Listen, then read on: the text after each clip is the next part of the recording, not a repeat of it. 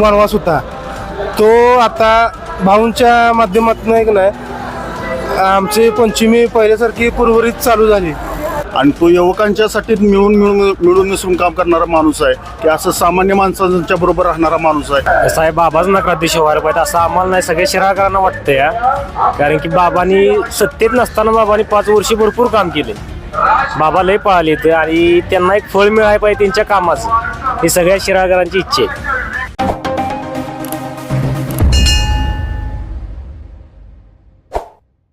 शिराळा शहराची निवडणूक अंतिम टप्प्यात आली आहे.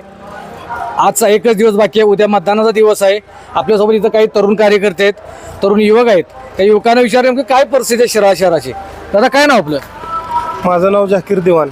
दादा तुमच्या शहराची निवडणूक लागल्या, काय नेमकी परिस्थिती आहे? काय विकास कामं बाकी आहेत, काय झाली पाहिजेत, काय झालेले आहेत? आता विकास कामं तर काय अजून भरपूर आहेत आणि करावे लागणारच आहेत. आणि झालेल्या गोष्टीबद्दल बोलणं म्हटलं तर अजून भरपूर काय करायला लागणार आहे आपल्याला. पण आपली प्रामुख्यानं नागपंचमीबद्दल बोलायचं म्हटलं तर काय नेमकी परिस्थिती आहे आता? कशा पद्धतीनं येणारी नागपंचमी झाली, त्यामध्ये काय वाटतं, कुणाची भूमिका चांगली वाटली? आता गेल्या जवळजवळ 23 वर्ष झाले आमची वनवास होता तो आता भाऊंच्या माध्यमातून एक नाही आमची पंचमी पहिल्यासारखी पूर्वरित चालू झाली. आणि सुतोबांनी जो शब्द दिलता ते आमच्यासाठी पाळला तिने. आणि आमचं असंच आमचं सुतोबांचं आमच्यावर प्रेम राहणार आणि इथनं पुढे आम्ही सुतोबांचंच काम करत राहणार. आता तुमचे नगराध्यक्ष पदाचे उमेदवार आहेत, काय वाटतंय कोण न्याय देऊ शकतं शहराला? आता पृथ्वीबाबांसारखा तरुण आणि तडफदार व्यक्तिमत्व आमच्यासाठी लाभला ही सगळ्यात मोठी गोष्ट आहे. आणि खरोखर म्हटलं तर पृथ्वीबाबांचं म्हटलं तर खरोखर यंग माणूस आहे आणि काम करायचे त्यांच्यात धमक बी आहे. आणि खरोखर ते काम करणारा व्यक्ती आहे, त्यांनी काम करू शकतात. तुम्हाला काय वाटतं? मला तर वाटतंय आता पृथ्वीबाबांना जे भाजपने शिवसेनेने उमेदवारी भाजपने जी उमेदवारी दिलेली आहे माहिती आपली ही करून, त्यासाठी योग्य उमेदवार असा शहरासाठी आपल्याला मिळालेला आहे. आणि तो युवकांच्यासाठी मिळून मिसळून काम करणारा माणूस आहे की असं सामान्य माणसांच्या बरोबर राहणारा माणूस आहे. आणि तो असा माणूस आम्हाला लाभतो याचा आम्हाला खूप म्हणजे भारी वाटतं. अभिमान आहे, अभिमान. म्हणजे पृथ्वीबाबाच का, बाकीचे पुढचे उमेदवार पण काम करू शकते तशी? हां करतात की ते. कसं आहे माहिती आहे काय, काम कोणाचं वाईट असं नाही आम्ही म्हणू शकत नाही. पण कसं आहे आता आम्ही युवक आहे तर आम्ही युवकांचाच आम्ही थोडाफार जरासं आमचा नेता बी युवकच असावा असं आम्हाला वाटतं. म्हणजे आम्ही जी म्हणजे आम्ही एखादा शब्द दिला तर आमचा शब्द पूर्ण करतात. काय वाटतं आपल्या मग आतापर्यंत ज्या मागील काही वर्षात त्यांची नगरपंचायत असताना धरण रोडची जी एवढी लिकेज आहेत त्यांना ते व्यवस्थित करता आलेले नाहीत. कुठे घनकचरा झालेला आहे त्यांना व्यवस्थित करता आलेला नाही. या खंत ही शहराकरांच्या मनात खूप आहे की तुम्ही पाणी स्वच्छ देत नाही, तुम्ही पाणी जेवढं वाया जातं आहे तेवढं शिराळकरांच्या घरी पोचत नाही.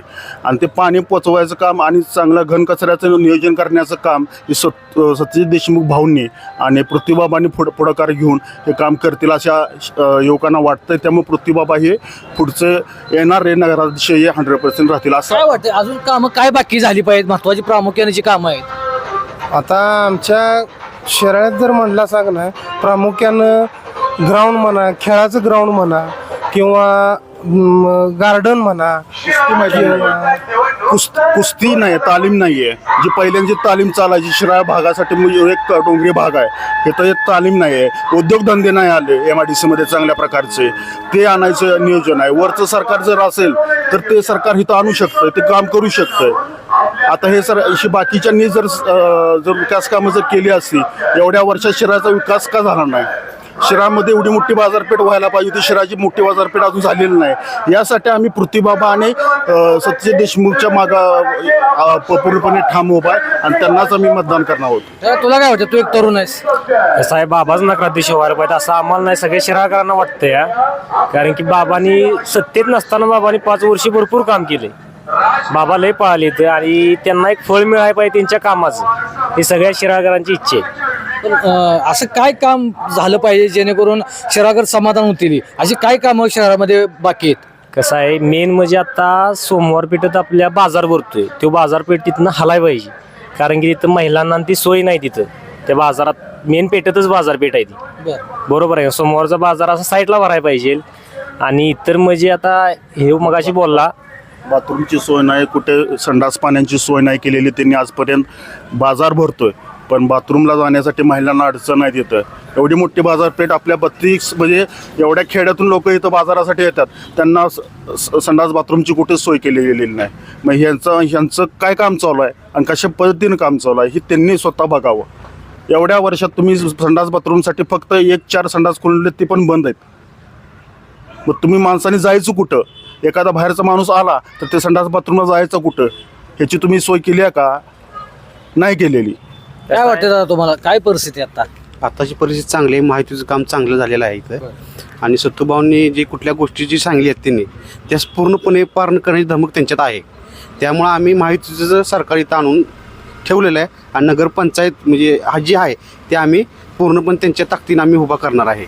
पण आता काय आहे, सर्वसामान्यांना बरेच प्रश्न असतात. आता तुमच्याकडला बराचसा वर्ग मुंबई शहरात पण असतोय, त्यामुळे इथं कशा पद्धतीनं कामं आली पाहिजेत किंवा वर्ण व्यवसाय आले पाहिजे, लोकांना रोजगार मिळाला पाहिजे, काय तरुणांची भावना आहे इकडच्या? तरुणांची पाहुणं एकच आहे की इथं रोजगार मिळाला पाहिजे, इथं कामं मिळाली पाहिजेत. हा त्यांचा मूळ प्रश्न त्यांचा आहे. कामं इथं जास्ती करून असं कुणाला मिळालेलं नाहीत असे. आणि तरुण वर्ग असा भरपूर आहे, ते आता गवंडी हाताखाली किंवा असं कुठेही जाऊ शकतात. पण तसं न करता जर MIDCकडे आपले जर त्यांनी जर चांगलं बघितलं तर तिथं आपण म्हणजे युवक जाऊ शकतील आणि काम करू शकतील. कोण न्याय देऊ शकते या सगळ्या गोष्टीला? सत्तूभाऊ माहित. आणि कसं आहे, भाऊंच्यासाठी आम्ही एवढं पळालोय, तसंच बाबांच्यासाठी पण पळणार.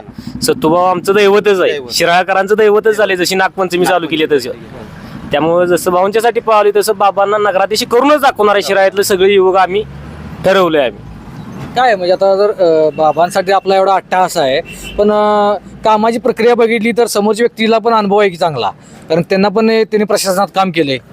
नाही केलंय, बरोबर आहे, पण बाबांच्याकडे आम्हाला सगळ्यांनी एक अपेक्षा आहे आणि ती बाबा पूर्ण करतील ही सगळ्यांनी माहिती आहे. आता काय वाटतं तुम्हाला, काय नेमकी काय नगर विकास खातं एकनाथ शिंदे साहेबांच्याकडं आहे.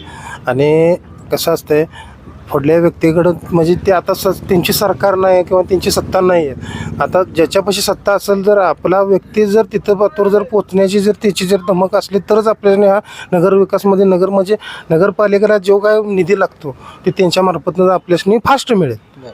आता ते पुढले व्यक्ती आहेत ते बी काम करतील, फक्त ज्या जोमानं बाबा काम करतील किंवा त्यासने जो प्रतिकार मिळेल तसं त्यांच्याकडं लवकर मिळणार नाही. आणि शिराळकरांनी आता कसं आहे, जेवढं फास्ट होईल तेवढं युवकासनीच बरं आहे. किंवा ज्या काय म्हणतात ते सगळ्यासनी जर कामधंदे जर वेळेवर जर मिळाले तर त्यांचं सगळं व्यवस्थित होईल ना. आज काय वाटतं यामध्ये?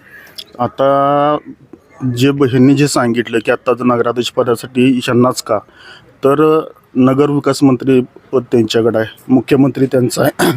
आणि जेवढी कामं येतील, जेवढा निधी येईल तो आपल्याकडे लवकरात लवकर पोचेल.